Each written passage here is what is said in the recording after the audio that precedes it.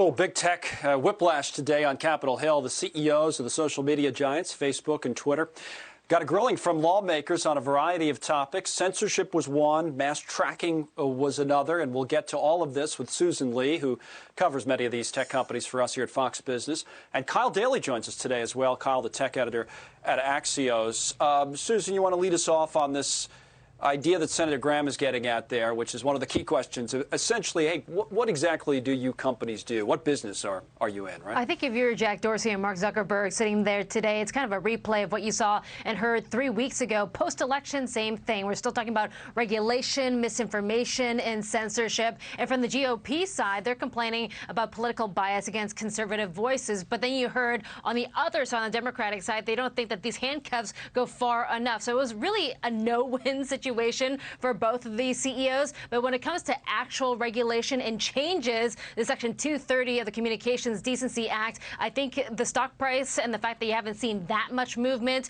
with all these threats of a breakup and repeal of that section, that people don't think that there's going to be a lot of consensus in order to pull back some of the shields that these social media companies enjoy.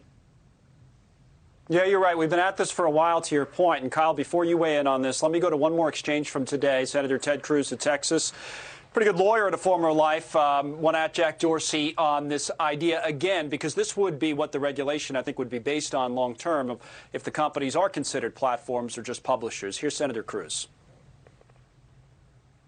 Is Twitter behaving as a publisher when it's deciding what stories reporters are allowed to write and publish and what stories they're not? No, and that account was not suspended. It fell afoul of the hacked materials policy. We realized that there was an error in that policy. Talking about, some reporters who had their accounts suspended or didn't, Kyle. But, again, that is the question here. I should have said whether they're just platforms or they are publishers in phrasing an introduction to that soundbite. But where do you think this is all headed? Yeah, exactly. I mean, I think Susan nailed it right. There is sort of broad bipartisan acknowledgement that these companies exist in this strange liminal space between being a wide open platform where people can just say or do whatever they want and being something resembling a publisher that exercises some sort of editorial control. So, the issue is that the two parties are at exact cross purposes as to, what their responsibilities actually should be. Just as Susan said, Democrats say they should be doing more about misinformation and hate speech.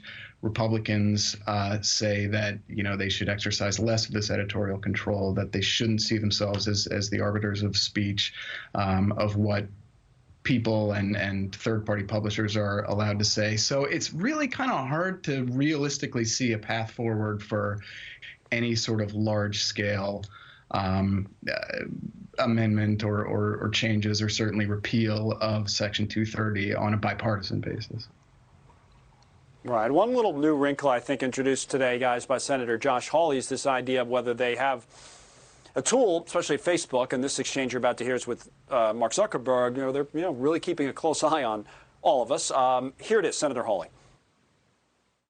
Centra is a tool that Facebook uses to track its users, not just on Facebook, but across the entire internet. Senator, I do not know because I'm not actually familiar with the name of that tool. I'm sure that we have tools that help us with our platform and community integrity work, but I am not familiar with that name.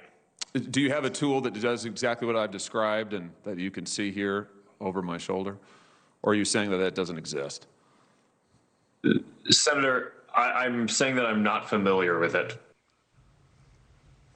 All right. Kyle, you want to take this one first? Know anything about this tool? And then Susan can wrap us up. Yeah, no. So, we were streaming the hearing, and we at Axios were sort of scratching our heads just as Mark Zuckerberg was when Senator Hawley brought this up. So, we checked with Facebook, we checked with the senator's office, and what he seemed to be referring to is tool that is called internally Centra. It's something that they use for managing their handling of complex issues. They said, it's sort of they have to do a lot of work, both automated and not, to track what they call inauthentic behavior. So that's, the use of fake accounts or bots or just sort of organized attempts to falsely boost misinformation or just other problematic content. So we know they have a lot of these tools. I think what this kind of illustrated is that there's some real opacity there.